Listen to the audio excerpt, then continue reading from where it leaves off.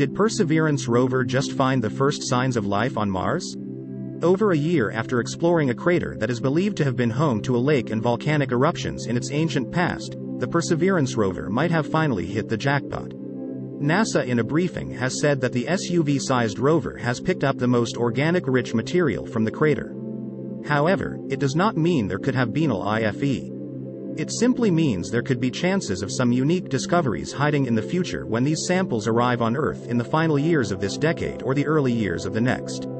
The rover has collected 4 samples from the ancient river delta, which is believed to be the top prospect for finding signs of ancient microbial life. The delta, with its diverse sedimentary rocks, contrasts beautifully with the igneous rocks formed from crystallization of magma discovered on the crater floor.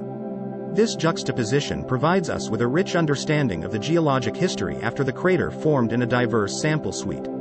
For example, we found a sandstone that carries grains and rock fragments created far from Jezero crater and a mudstone that includes intriguing organic compounds, Perseverance Project scientist Ken Farley said. What has Perseverance found? It is known that organic molecules contain a wide variety of compounds made primarily of carbon and usually include hydrogen and oxygen atoms.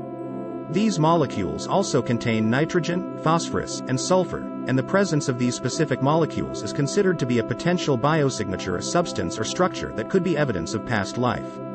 The rover in July drilled on a unique rock that has been on Mars for billions of years. Dubbed Wildcat Ridge, the rock formed billions of years ago as mud and fine sand settled in an evaporating saltwater lake. The rover abraded some of the surfaces of Wildcat Ridge to analyze with scanning habitable environments with Raman and luminescence for organics and chemicals, SHERLOC. What it found was a class of organic molecules that are spatially correlated with those of sulfate minerals. NASA said that sulfate minerals found in layers of sedimentary rock can yield significant information about the aqueous environments in which they form. In the distant past, the sand, mud, and salts that now make up the Wildcat Ridge sample were deposited under conditions where life could potentially have thrived. The fact the organic matter was found in such a sedimentary rock known for preserving fossils of ancient life here on Earth is important. However, as capable as our instruments aboard Perseverance is, further conclusions regarding what is contained in the Wildcat Ridge sample will have to wait until its return to Earth for in-depth study as part of the agency's Mars Sample Return Campaign, Farley added.